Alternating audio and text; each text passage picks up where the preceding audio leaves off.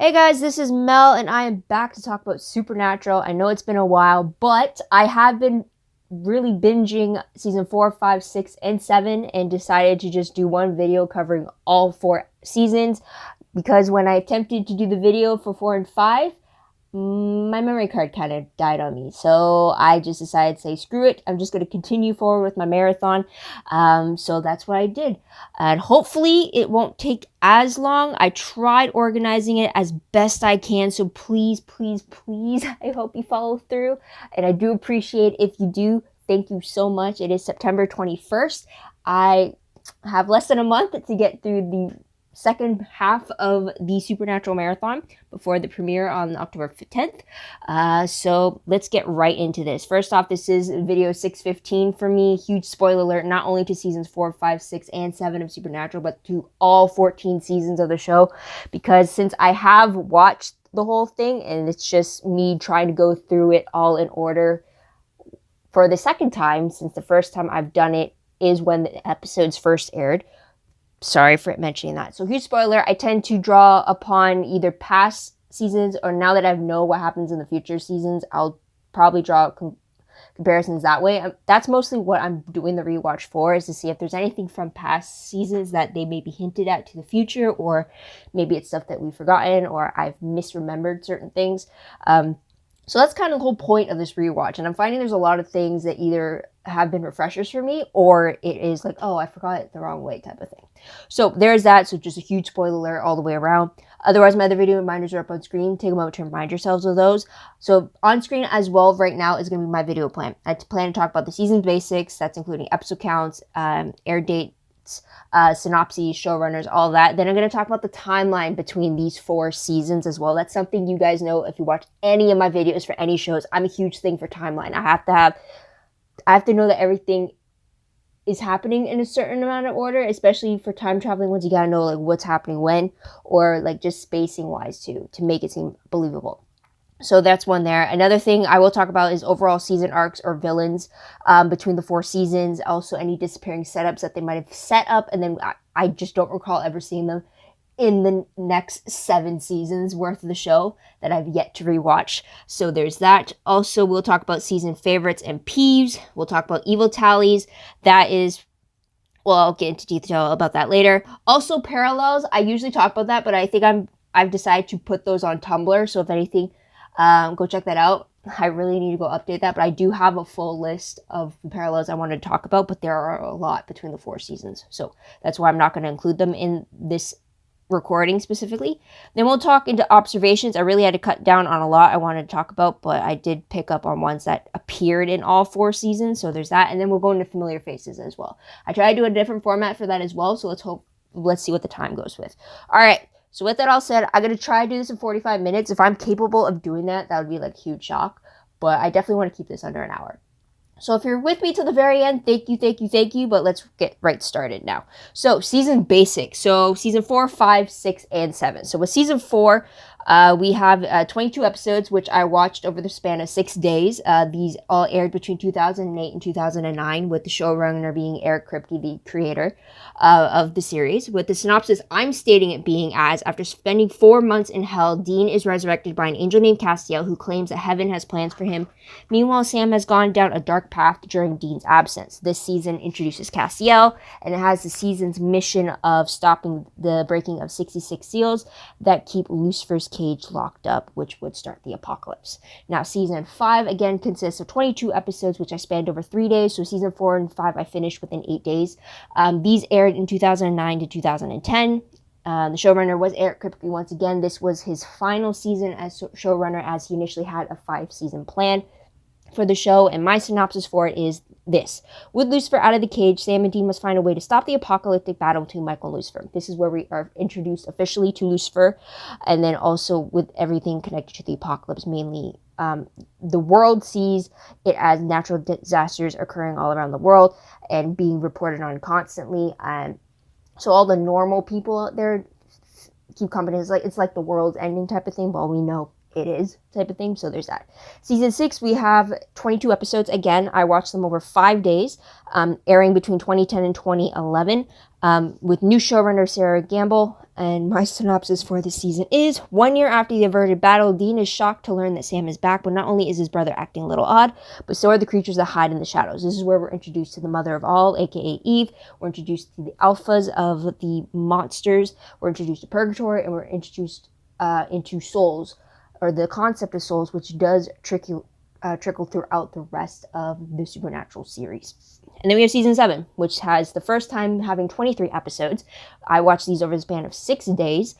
So 10 days totals for season 6 and 7. The reason why it took me 10 days or 6 days for season 7 is because I only could watch so many.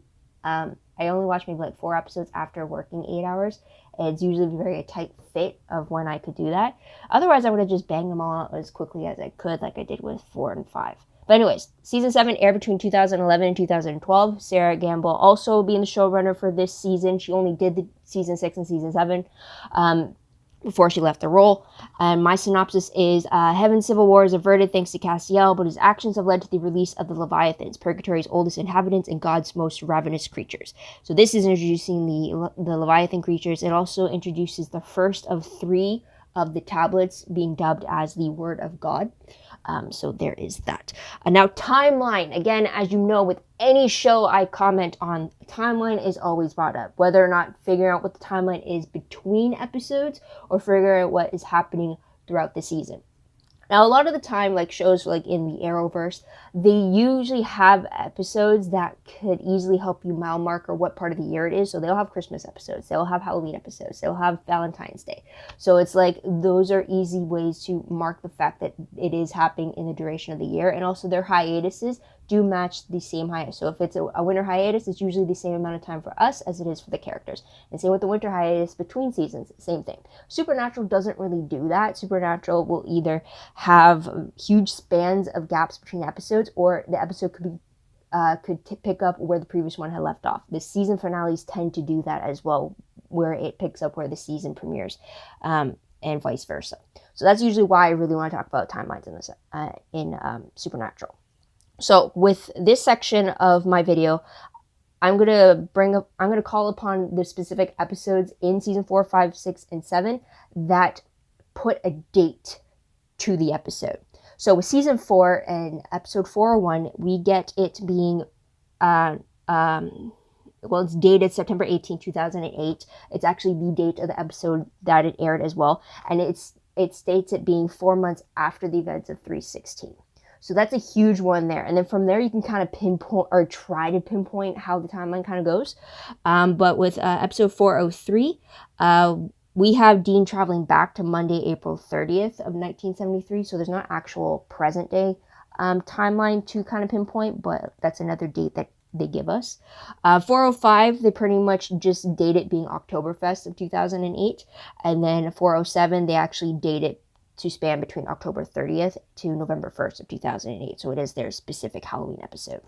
And then in 420, this episode doesn't really specifically state a date, but it does show the 1-year marker line for Jimmy Novak being possessed by Castiel. Now, we don't know if Castiel took on Jimmy as a vessel immediately before before Dean was resurrected in 401, or if he took on the body of Jimmy and then it's been, like, if it's happening at the beginning of those 4 months between 316 and 401, or if it's directly before 401 starts.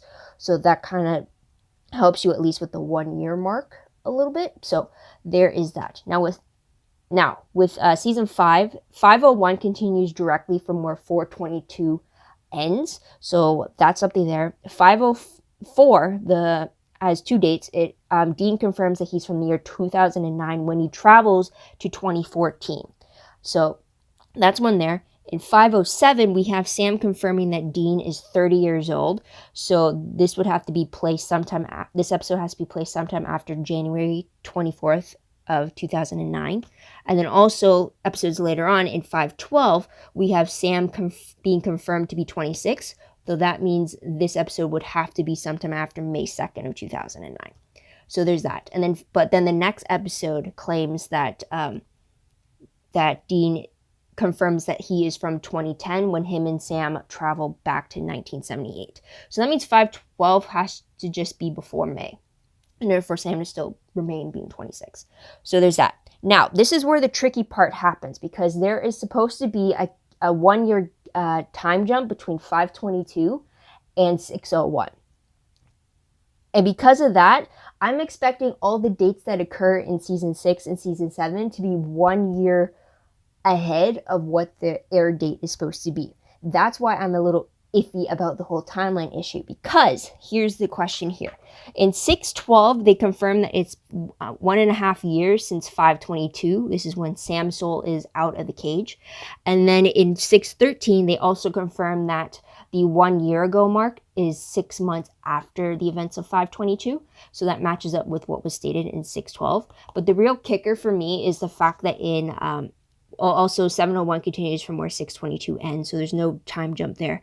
But in 712, the time traveling episode to 1944, it was confirmed when Dean does the math that that not only is it 1944, but he confirms that it's 68 years that he traveled backwards in time, making it 2012. So if there was, and this episode did air on January 13th, 2012. So if there was supposed to be a 1 year gap, or 1 year jump between season 5 and season 6, shouldn't Dean be in 2013 during this episode? If that's why I'm a little confused here, because otherwise the rest of season 6 and 7 would have to be compacted so much to be done within less than a year, which I don't think is the case, because the span between season 6 and season 601 and 612, that span is 6 months. So that does match up with the fact that Sam's soul has been in hell for 1.5 years, right? But then when we have Dean traveling back to 1944, he states he's from 2012 through the math, even though technically it should be 2013 in the supernatural universe at this point. So that's where my confusion comes. Also, in episode 719, it's also confirmed again that it's 2012 with the math, it being 80 years from 1932. Again, I still think it should be 2013 at this point. So there's that. The only thing in 720 is the fact that it is confirmed that it's April of the year. That's the only thing. So it's only 712 and 719 are the only ones that are confusing, because it aired in 2012, but with the whole 1 year time jump, it should be 2013 for our characters. I hope that makes sense, and that's really why I wanted to talk about with the timeline, because also, again, we do have that same issue, because there is going to be a 1 year time jump between season 7 and season 8, and a lot of the times they'll show like the characters have gone through so much, but when it comes to the dates on the calendar, it's still going to match the date of the year that it first aired. Specifically, what it's going to come down to in episode 812, when they have, I think it's when Henry Winchester time travels to the future and he's trying to figure out what the date is. That date specifically matches the air date, instead of it being 2 years ahead of what our year is supposed to be, if that makes sense. On screen, I hope I make it a little more clear, but there's that. So let's talk with the overall season arcs, or the villains of 4, 5, 6, and 7. So season 4 pretty much focused on the seals to Lucifer's cage, specifically more focused on the angels and demons, as opposed to like the solo side cases across the country type of thing. Now, one thing I did want to point out, in the fact that is that we don't see all 66 seals out of the possible 600 seals, but they do focus on the first seal and the last seal. Now, specifically, I'm getting the wording directly from SuperWiki, my source for all things details when it comes to the show. But it says, and I quote, "The first seal shall be broken when a righteous man sheds blood in hell." This was said specifically in episode 416, when Dean first finds out that he is the one that unintentionally broke the first seal to Lucifer's cage. So that's something there. And then the final seal is stated that the first demon will be the last seal. Now, this one was revealed by Ruby in 422, just after Sam had killed Lilith in Ilchester, in the church in Ilchester. So that's something there. They do and then it also ties into season 5 when it deals with the apocalypse, destiny, and free will, when it is revealed that Sam and Dean are the true vessels of Michael and Lucifer. Dean is supposed to be Michael's true vessel, and Sam is supposed to be Lucifer's true vessel. It also just ties around the fact that, really instigating the fact that Sam and Dean are truly important in regards to the apocalypse. It has to be what I would say draw on to 508, when Gabriel perfectly explains to the fact that what happens in heaven has to happen on earth, which is why if Michael has to be the one to kill Lucifer, then it had to be Dean who has to kill Sam. And he Gabriel even made a point of it, saying that the moment that humans were created, those in heaven knew that the apocalypse would happen with Sam and Dean. Even though it's a later eons down the line of when they were created, they all knew it would come down to them, who would bring about the end, or bring about the paradise on earth that the angels wanted, type of thing.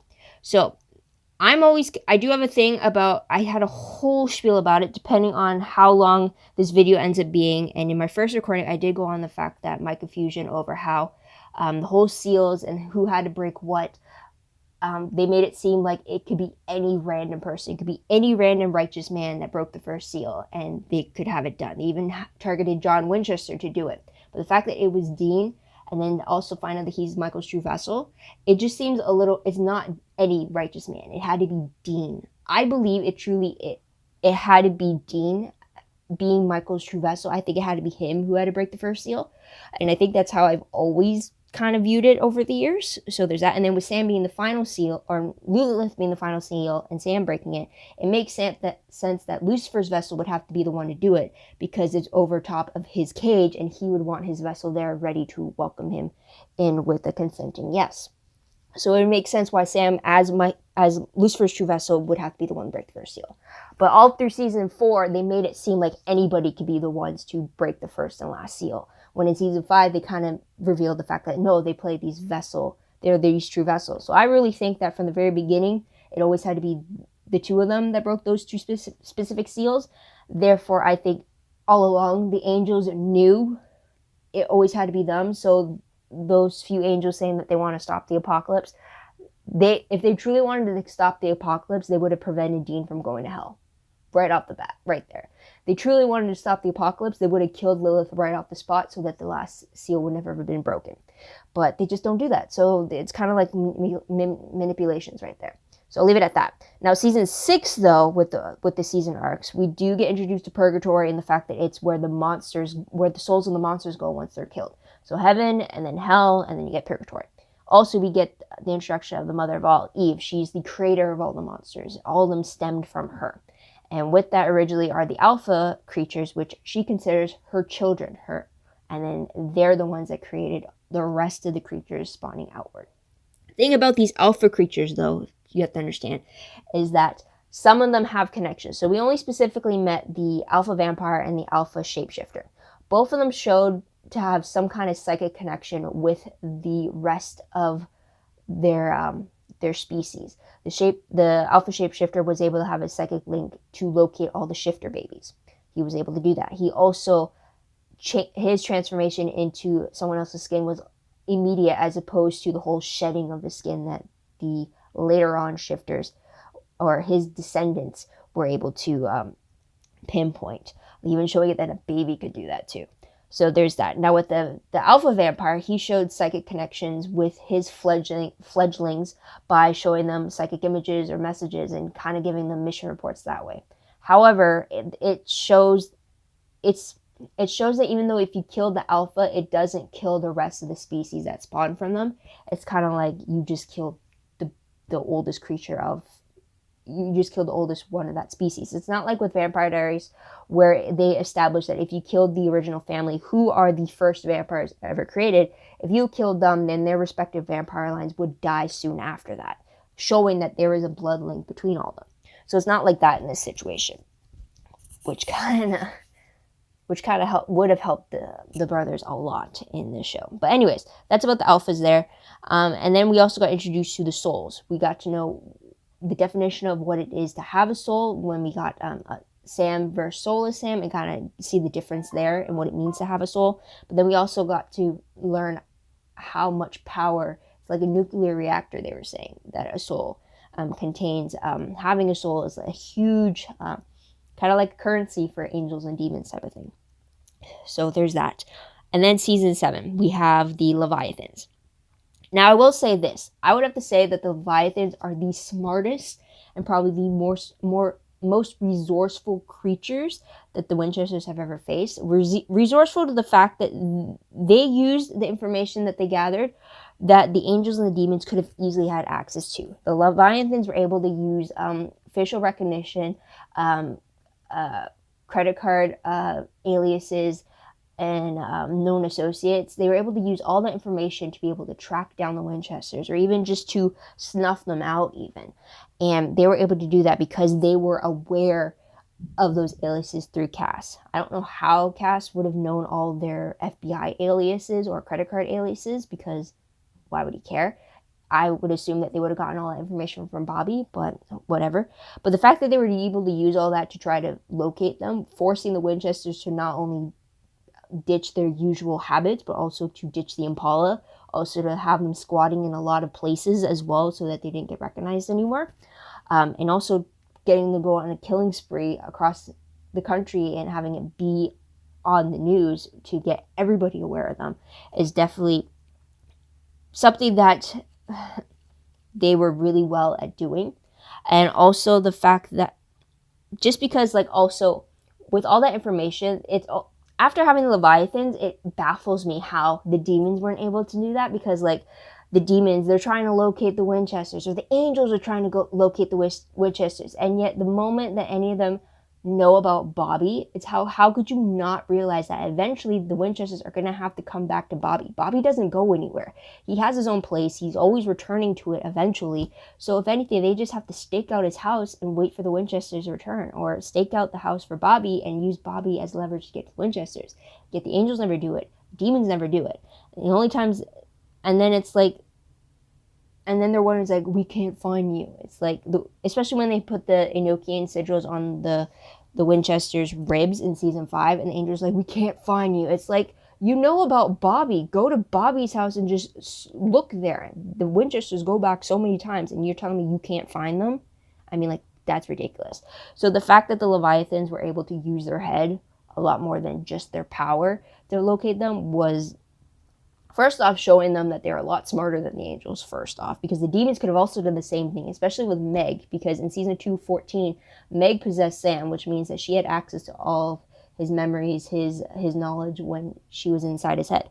So it's like when she leaves later on and gets sent back to hell, or when she comes back in a different body, she would still have those memories. So it's like, why did she not use them to better locate them? Like, you know, she would have the aliases, she would have the known hotspots that they go to and stuff like that. But the Leviathans just proved to be the most resourceful creatures of them all, that didn't have recurring, like, who didn't team up with the Winchesters. I'm not going to count Crowley, because he's smart, but he tends to flip on them so many times. But he does know, like, their tendencies. Like, he even says, like, is he the only one that doesn't underestimate them? So that's something there. But the only thing I would have to say about the Leviathans, the only thing that makes them one of the creatures that I just can't stand, is their true faces. And I will bring that up in Peeves, but it's just that's the reason why I can't get fully behind the Leviathans, because while they're wearing other people's faces, yeah, that works. But the moment that I see their true form, it's like, no, that's just stupid how they look. And I will talk about that later. So there is that. But let's get into the disappearing setups or concepts or characters. I already talked a little bit about this with the whole Apocalypse vessels and the first seal things in the season 4, season 5 I just talked about. But another one I want to just mention is Jesse Turner, aka the Antichrist, who was introduced and last seen in episode 506. They built such a mythology around him about being half human, half demon, very, very powerful, and being a weapon that the demons can use in the apocalyptic battle.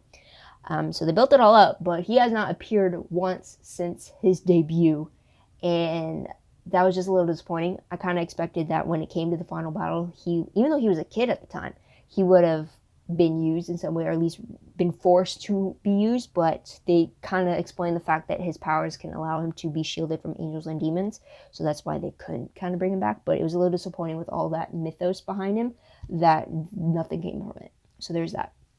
Also, another concept I would say is the fact that the whole Archangel vessels being empty shelves after using their vessels, which we seen specifically with Raphael's vessel in 503. The only thing I'm saying it disappearing is the fact that we never see that happen with Nick, Lucifer's first vessel, ever. We only see his body degrading in season 5 when he keeps saying, like, you're my true vessel, Sam, my Nick can only handle so much more, and stuff like that. But then afterwards, when he returns later on, after we see Nick taking full control once again in season 14, we don't see him being in a vegetative, empty state, like Raphael's vessel was.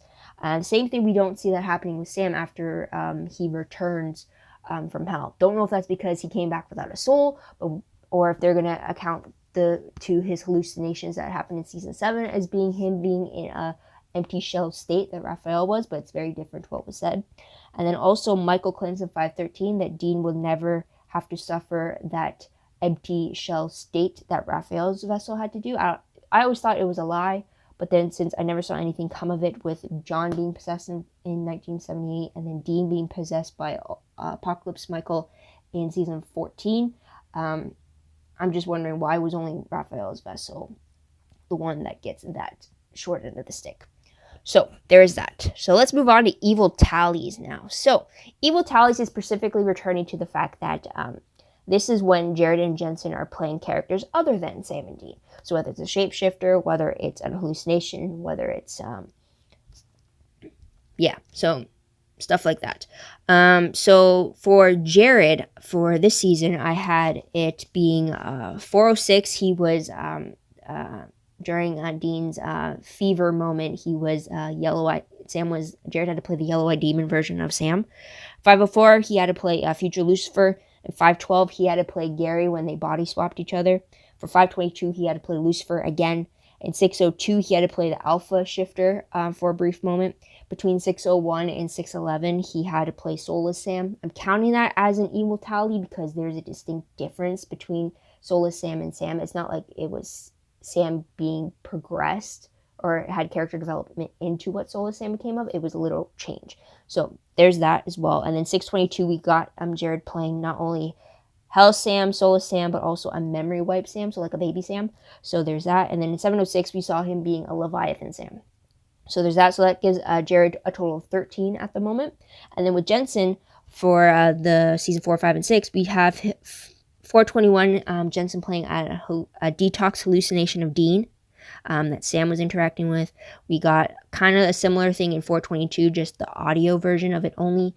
602, we have him playing Alpha Shifter that got a little more screen time and a little bit more of a fight with Dean.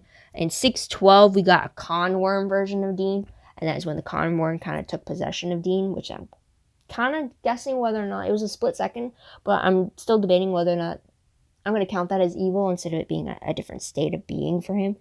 So there's that. In 702, we got Hallucination Dean that was being caused by the Lucifer inside of Sam's head. And then 706 with Leviathan Dean. So I'm going to put that as a count for 8 for Jensen and 13 for Jared. So there's that. So let's move on to the season favorites right now. So I tried to keep it down to only 5 per season. And I got to say, it was tough.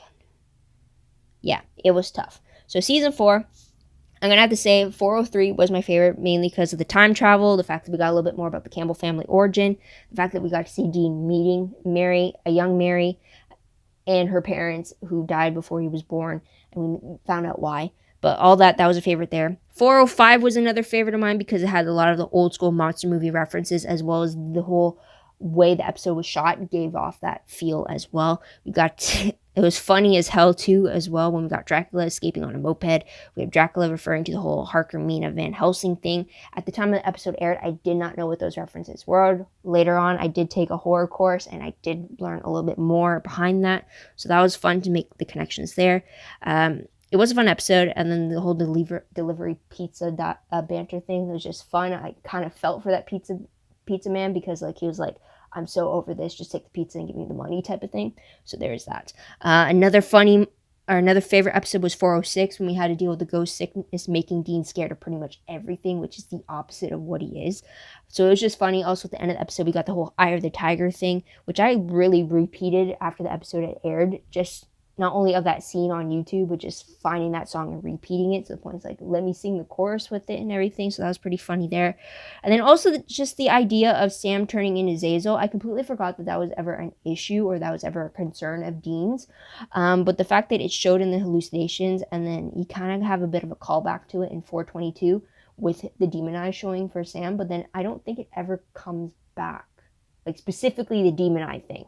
I don't think it ever comes back in the series later on. But yeah, so that was something there. Another favorite episode was 413, which was specifically not only we get flashbacks of the teen Chesters, but also we get Dean pretending to be a gym teacher.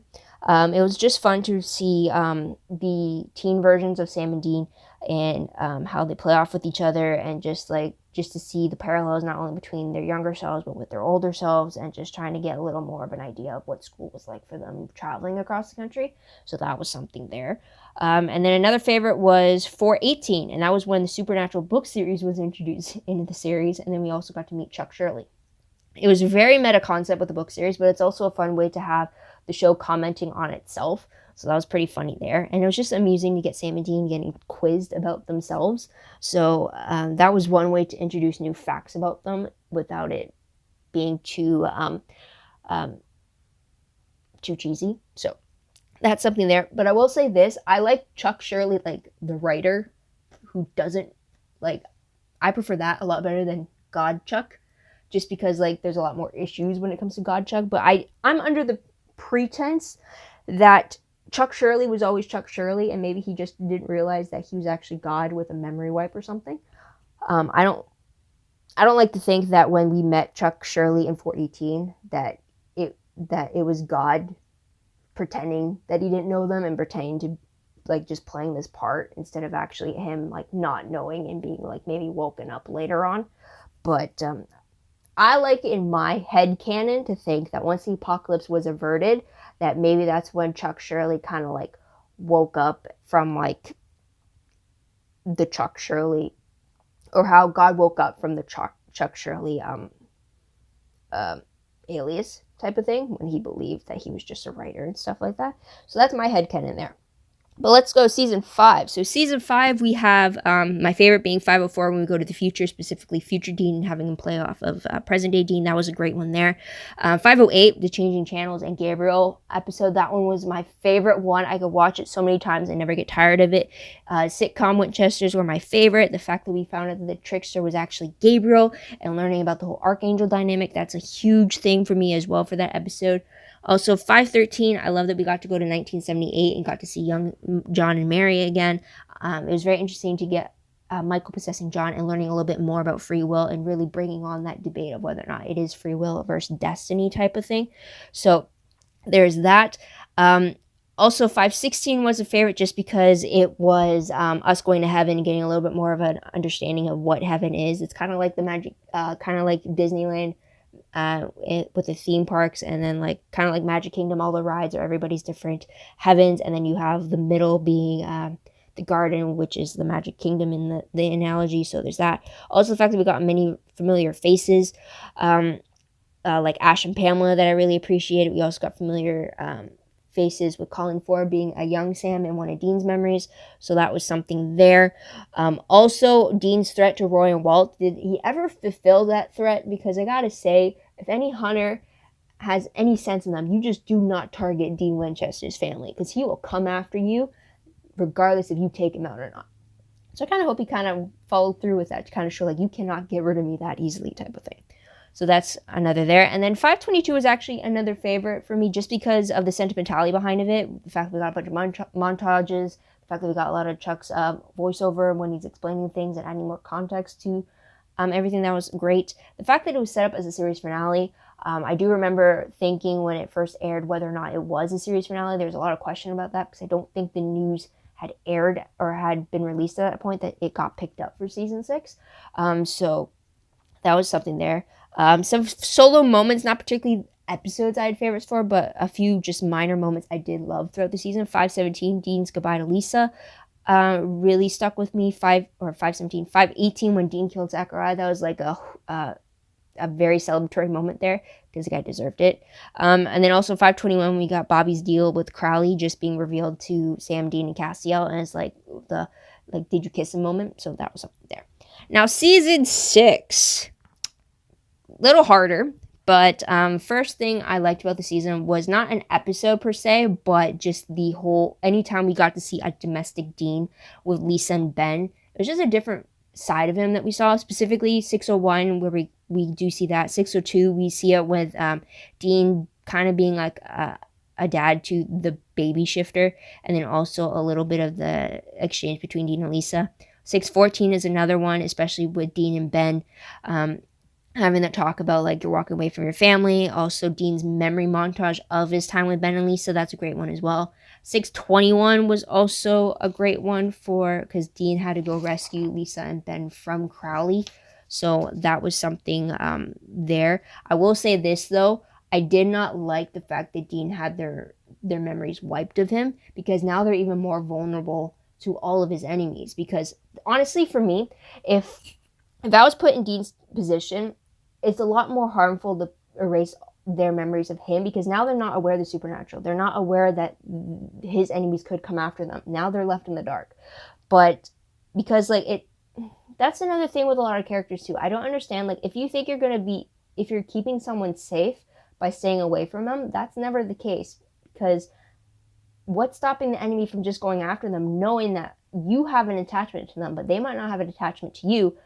You're still going to go and save them because of your own attachment to them. They might not know who you are, but that's not going to stop them from targeting them because they know you do.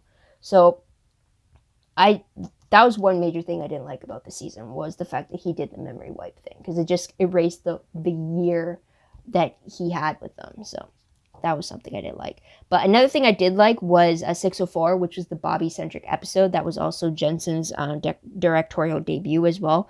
I really liked that we got more dynamics between Bobby, Rufus, and Jody. We got to appreciate Bobby's setup as a hunter back home, how he does a lot of research, not only for the boys, but for other hunters as well, the whole phone thing with the FBI's and stuff. And then also this is where we get name dropped the Garth during one of those phone calls. So that's something there. We got a little bit more with Bobby trying to stop his own deal with Crowley. So that's something there. And then another favorite I did have was 605, and that's just a Twilight spoof, because at the time the episode aired was when Eclipse had just been released that same year. So it was very interesting to get not only the supernatural commentary on the whole franchise, but also it was very interesting to see Dean be turned into a vampire, and then learning what it is to be a vampire in the supernatural world, and getting the depth of like that psychic connection, the strength, the hunger, and all that. And then it also just highlighted that there was truly something wrong with Sam at that point, even though there might have been slight off clues before that. But that was the episode you truly figured out. It's like, oh, there's something off with him, type of thing. So there's that. Now let's move to season 7. A huge thing with season 7 was a lot of the new character introductions we get in this season. 706, we met Frank Devereaux. 708, we officially met Garth. 711, we met Chrissy Chambers. At 14, I actually forgot about her, but she only appeared in 2 episodes, but she brought she brought an interesting dynamic in her episode. 720 is when we got introduced to Charlie Bradbury, and then 721 is we got introduced to a 16-year-old Kevin Tran. So there's that. An actual episode I liked was 706, which was the whole Leviathans copying the Winchesters and kind of getting them on the murder spree across the country. What I liked was the fact is that we got to see double the trouble for the Winchesters, but also we got to see flashbacks of episodes 1, 2, and 3 when they made the connections of why the Leviathans were picking their certain location spots. I really like the Leviathans giving their own commentary on the Winchesters, since they had everything downloaded in their heads about them. So that was just funny there. Also in that episode, we do meet Frank Devereaux. We got a little bit more with Bobby and Jody having like a simple like meal together while Bobby was trying to figure out how to slow down a Leviathan, which also brought an interesting dynamic between Bobby and Leviathan Chet. Their dynamic was just crazy, but it was also entertaining too. So there's that. Another episode favorite was 708. More so the Dean and Garth teaming up in that episode than the Sam and Becky plot, which I'll bring up later. Another favorite was 716, which was the whole unique take on a demon possession in the aftermath to what happens to the meat suits. It was interesting to see the meat suit wanting their demon back so that they could be together again. Also in that episode, I did like Sam listening to Lucifer's little lessons when he's trying to figure out the case. I mean, it does, despite the fact that it does mean bad news for Sam later on down the line, it was just interesting to get like that dynamic of kind of like teacher-student type of thing between Lucifer and Sam. So that was something there. 717 I liked because Castiel got his memory back, and with it we got a huge montage of his experiences since his debut. So that was something there. 718 was a favorite because of Garth teaming up with both Winchesters in this, and also the fact that we got a payoff for the insinuation that Bobby was actually being a ghost and haunting them. I like that it took them over the duration of small little things here and there throughout for a few episodes, and then showing them back again in 718 and how it could amount to something else. That is something that I truly appreciate for that as well. So now let's go on to peeves. I will say this, season 4, the only peeve I have is 404. It grosses me out to this very day. Doing this marathon, it forced me to watch the episode for a second time. I have not watched it all the way through since it first aired, and for this marathon, just because for some reason I'm not grossed out by the Rougarou's true form. That didn't gross me out. The human version of the Rougarou and his actions that got him to that point to be a Rougarou, that what freaked me out. So it's like, no, I'm not watching that again. So there's that. Season 5, I have 3 episodes that really pissed me off. So 503 was the fact that waitress, Lindsay, was pestering Sam. He kept saying no, or he kept trying to brush her off, or he kind of like put the brakes on it, and she just kind of kept pushing and pushing. It's like, no is no, back off.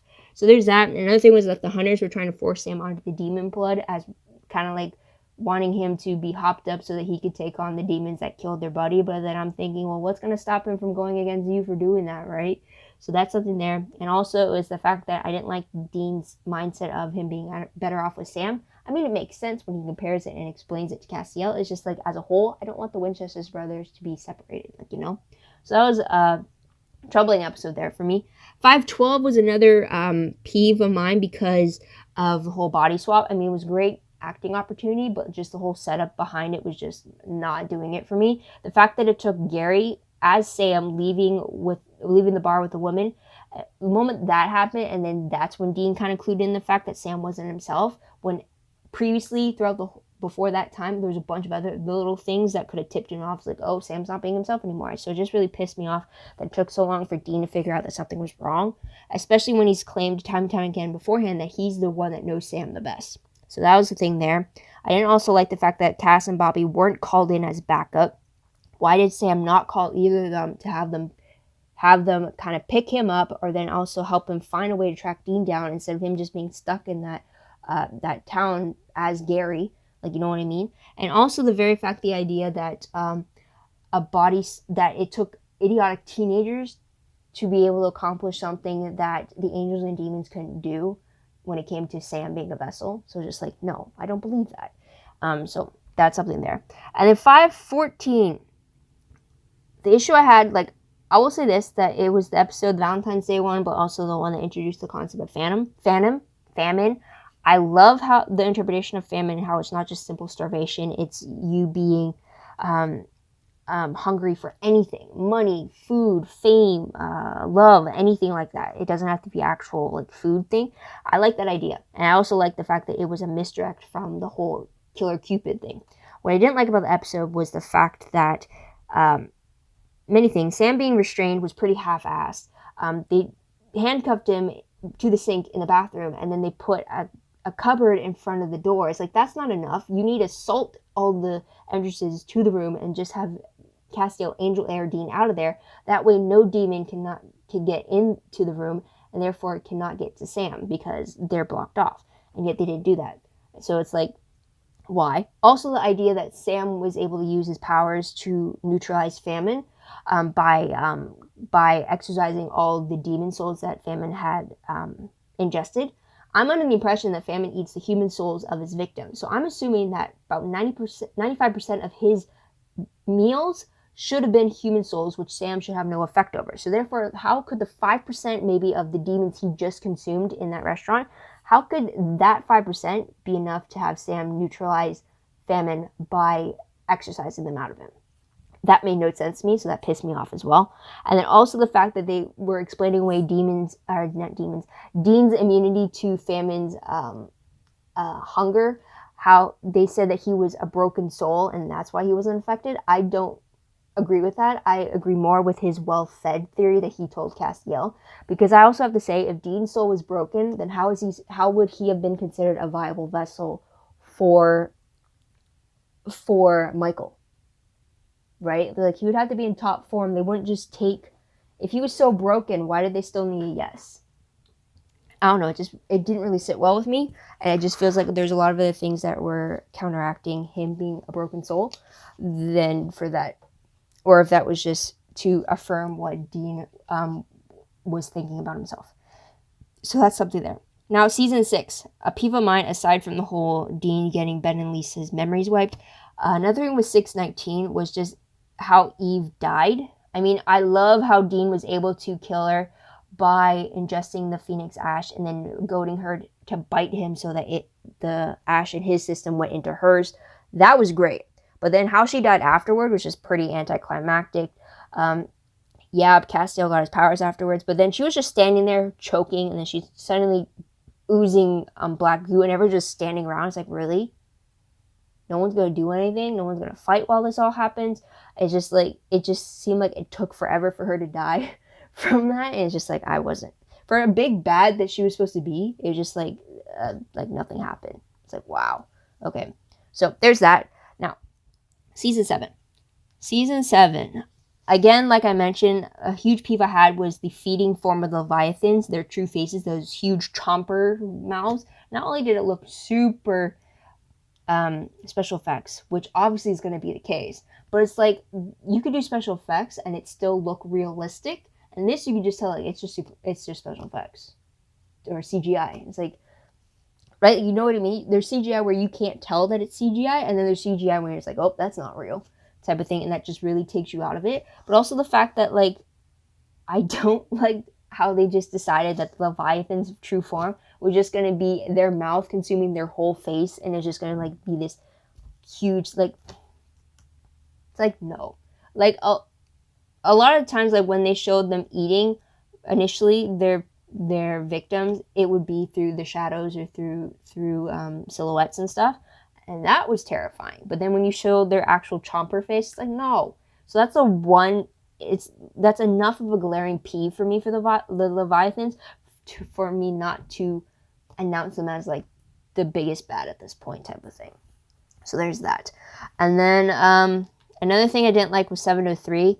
Specifically when Dean killed Amy, because of, I didn't like the fact that Dean killed Amy because she had killed already. It made Dean's views of Monster very, very inconsistent, where the fact, like, in season 6, I think it was 619 even, Lenore, a vampire Lenore, was begging the Winchesters to kill her after she had helped them, and she admitted that she had just fed on a human recently, and both brothers refused to kill her. And yet and then she knows that, like, she will kill again, and they're refusing not to do it. And yet Dean kills Amy when she tells him that she's not going to kill, right? It's inconsistent type of thing. So there's that. Another peeve I had was 708, and that is the Sam and Becky portion of the episode, and that's mainly just because of a lot of the consent issues that arise from Becky using a love potion on Sam. So that was a peeve there. 713 was another peeve because it was when Sam killed Dean's daughter Emma, who was the Amazon kid. There's the timer. I felt like the only reason that happened was because it had to mirror the fact that Dean killed Amy in 703, and kind of point out the fact that Dean couldn't kill his own daughter, and then Sam couldn't kill his friend, but the other brother did it because it had to be done. But I just felt like it didn't have to happen, because throughout the whole episode 713 of all the different portions, we saw Emma growing up within the Amazon's teachings. We saw her being hesitant. We saw her being questioning of, like, the ways, and it just seemed like she showed signs of maybe she could go a different path, and then just to have her twist around and go and be killer crazy on Dean, it's just like, the only reason why they did that is because they're not going to bring a kid on them for hunting if she ended up surviving, you know what I mean? So it just seemed very disappointing there. So there's that, and another peeve I did have was 714, just because I don't like clowns. I mean, So regardless, that right there, not my favorite. But also, I didn't understand why there was so much cross-cutting between present day and flashing back to the portion of the case they were at. It just seemed like they could have gone with all the future jumps of Sam getting his butt kicked by those clowns and just done it. Like, they could have done that with the first one and just be fine with it. And then just continue with the rest of the episode of the case unfolding naturally the way it did, instead of having every so often after a commercial came back, having the jump forward to when Sam is still getting his butt kicked. I mean, nothing different happened because all those things happened the exact same way when it happened in the chronologically with the case. So it made no sense to me. It seemed pointless. So there is that. So let's move on to, well, I was going to have questions.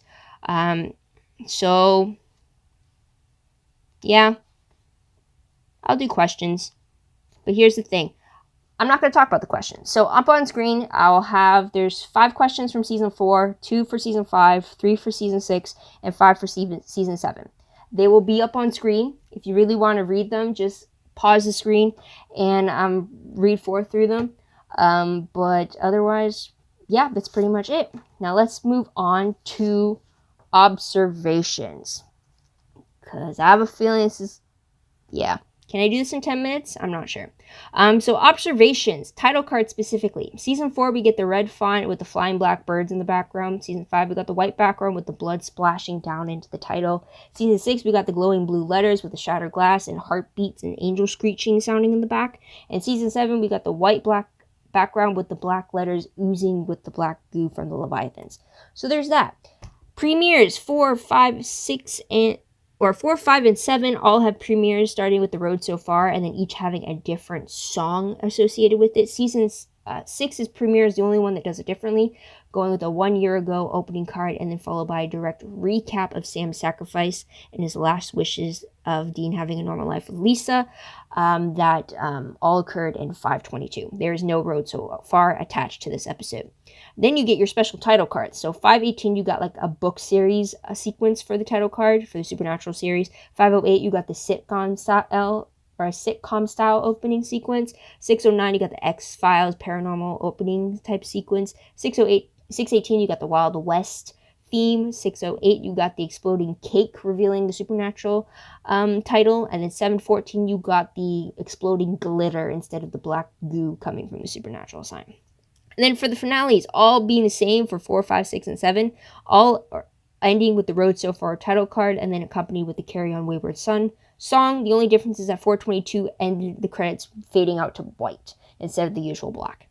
So there's that. The only other oddities when it comes to the title cards is 4/03 and 4/09 ended with a to be continued. 5/05 and 6/03 had it ending with a soon segment previewing the following 3 episodes. And then 6/12 and 6/11, the mid-season premieres for the respective seasons, had their own Road So Far segments showing up. So there's that. I also say for opening scenes, usually you had the format of the opening scene being the first victim of the case for the episode. But I found that a lot of the episodes in season 7 either picked up where the previous episode left off, or it started right into the whole Winchester versus Leviathan thing, as opposed to like the episode's case, which I found, I don't know, it's because like I'm binge watching them and that's where I notice it more, but that's what it seemed like for season 7. So there is that. Now flashbacks for the seasons. 4/09 had a 6 months ago flashback of a grieving Sam. 4/13 flashback to 1997 with the 1 month that the boys were at Truman High. 4/22 flashback to 1972 at St. Mary's Convent in Ilchester, Maryland, where we see Azazel talking to Lucifer through one of the nuns. 6/04 had a 1 year ago after the 5/22 flashback of Crowley refusing to give Bobby his soul back. 6/13 has a 1 year ago, which is 6 months after 5/22, of Soulless Sam and Samuel Campbell hunting down an arachnid. And then 6/20, we have Castiel's point of view on his actions since 5/22. and also kind of since the dawn of time, really. So there's that. 7:03, we have Lincoln, Nebraska of 1998, showing a young Sam meeting Amy for the first time. Sam being played by Colin Ford once again. 7:10, we have flashbacks in the form of Bobby's memories as he is on death's door. So there's that. And 7:15, we have a flashback of 4 years ago with a demon hunt for Lilith that have Sam and Dean exercising a demon for Lilith's location. This is either going to be in season 4 or season 5, depending with that whole timeline issue I mentioned. So there's that. Now, sleeping arrangements. As you know, I've had the theory that Dean tends to sleep closest to the door when him and Sam are in hotels. And over the seasons, I've been trying to track it. So up on screen, you'll get specifically which episodes I've pinpointed who sleeps on which side of the two beds. But for the most part, in total, I have Dean sleeping closer to the door 14 times, and Sam only sleeping closer to the door 9 times. So far, my theory is winning. So there is that. Now, up on screen, you'll see a bunch of moments of what I'm calling the mundane moments, or the moments of Hunter's life, as you would. So like the little stuff that we normally don't get to see. So pause the screen if you want to see it fully in detail, but it is right there. And also, next thing, Alter Winchesters, a list of it, or at least when they're being drugged or spelled to act a little differently, or when they're creatures. Up on screen again is a list of those. Dean seems to have the most. What's interesting is the fact that Dean has been a ghost, he's been a vampire, he's been death, and then, spoiler, later on, he's a demon. So there's that. And then for Sam, the only major one is the fact that he's been soulless. But any other time, he's been a different... There's something that's attributing to him being different for the episode. So that's something there. But let's move on to camera work. So specifically 405, we have the first episode being just black and white color scheme. Like the old, and also have the old movie style credits at the very beginning, rolling down, and then we have an intermission card as well too, which is something very different. 411, we do see night vision being used. It was last done in the 313 Ghostfacers episode, so there's that. 417, when we have the alternate version of created by Zachariah and putting Sam and Dean in the regular world, you do see the lighting change between the two. The moment it's a lot brighter in the alternate world, but then the moment Zachariah gives Dean his memory back, you do see the lighting go down and be a little bit more darker. 602, we do see Jensen and Jerry briefly having the moments where they have to play opposites of themselves when they're the Winchester versus the Shifter type of thing. Actually, in this episode and in season 7, we do get a lot of our characters having to face off against each other. Season 6, we had that happening with Sam, Dean, and Crowley when they particularly dealt with the Shifters. And then season 7, we do see that with Bobby with the Leviathans, and Sam and Dean as well with the Leviathans. And then Castiel, do we? No, not really. So there's that as well. And then also in 620, as well as, what was the other? There's one of the Leviathan episodes, but we do have someone looking into the camera, so pretty much breaking the fourth wall. 620 and 721, we both have a moment where the fourth wall was broken and the character is actually looking specifically into the camera. So Castiel, he's doing that as if he's talking to us, and then Dick Roman kind of does that during his interview broadcast. So that is something there. And then also forgotten characters is something I want to talk about. I did mention Jesse Turner from 506. He's a character I really hope we get to see in season 15 because he would supposedly be 21. If that were the case, or technically 23 if you were to go by my correct timeline of everything. So that would be interesting to see him coming back, especially with what God had done in the season 14 finale. So that's something there. And then also there's 3 witches that were left alive by the end of their episodes. 507 introduced Patrick, and then 705 introduced Dawn and Maggie Stark. So it'll be interesting to see them returning again at some point because the Winchesters didn't kill them off. So like they usually do with the witches that they encounter. So that's something there as well. I can understand why they might not for Dawn and Maggie, but you never know. So that is something there. So now, familiar faces. Now these are familiar faces in the show that I've recognized as being on other parts of the shows. As you know, I love to watch TV and everything. But first, On screen, you will see, also for this section, feel free to pause if you want to read the full list of actors and actresses, because I will only just be talking about numbers and everything. But first on screen, you'll see a full list of the actors and actresses that I've recognized outside of Supernatural. But on screen, you will see their real names, and then in brackets, you will see either their episode name, the episode they appeared in, or the character as well, depending on the size I have. But season 4, I had 25 faces. Season 5, I had 29 faces. Season 6, I had 11 faces. And season 7, I had 26. So of the 91 familiar faces, there are 13 of them that are repeat actors within Supernatural. So that means they have returned again to play a different character. And that list is on screen right now. So there's that. Now, in regards to their other roles, I recognize these 91 familiar faces from. There are 143 characters that I recognize across television and film. So you'll see on screen, I will sort them by fandom, but then you'll only see the fandom's character name. And then in bracket, the episode that they appeared in that fandom. So for example, let's do, for example, if there's a character, let's say Oliver Queen from Arrow. He doesn't appear in Supernatural, but just as an example. So instead of putting Stephen Amell and showing, you'll see Arrow and you'll just see Oliver Queen. And then since he's the main character, you won't see an episode, but you'll see Oliver Queen as opposed to Stephen Amell. So at least you know, if you're a fan of the show, you know what character I'm talking about. So that is going to be in the list now. So on screen, since I still have to organize who goes where, but for my count, I have a lot from the Arrowverse. So that's Arrow, The Flash, Legends of Tomorrow, or Supergirl for those shows. I have Vampire Diaries, the originals, and Legacies grouping together. Also Dark Angel, The 100, Van Helsing, Saving Hope, Orphan Black, Charmed, the original that aired between 1999 and 2006. We have Smallville, and then also I'm going to put any other CW shows because there's a lot of one-offs in there. And then also any show part of the NCIS franchise, and then also just any other TV show appearances as well will be listed there. And then also we have soap operas, and then we'll also have anything that is recognizable from a kid's show, whether it's when I was a kid I saw it, or just what's deemed as a kid's show now that I know who someone recognizes there. And then also just solo films. So it's just like characters within those films.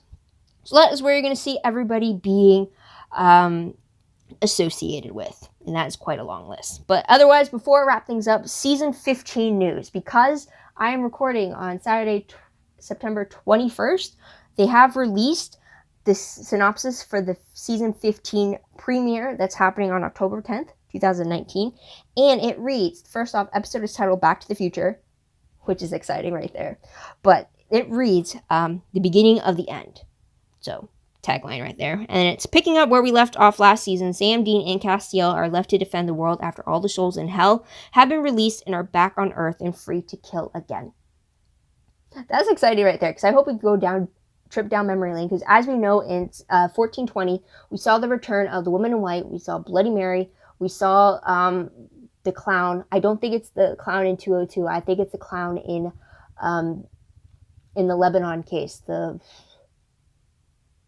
1413. That clown, that serial killer clown. It will be very interesting to see what other souls from hell will be returning, because as we know, any of the ghosts that they've destroyed, they go to hell. I'm wondering if that's going to include demons as well. Creatures won't be an option because they go to purgatory. And then any angels they kill, they go to the big empty. So I'm just excited to get that trip down memory lane. Hopefully we'll get actual archive footage to kind of spark the memory of when we last saw them. So that's pretty exciting there. But then also, I can't wait to see any other familiar faces that we might see to return. Who do you think we're going to be able to see in this final season? The only one that's been confirmed is Adam Milligan, a.k.a. Being played by Jacob Bell. He's the only one confirmed to return, and we haven't seen him since 522.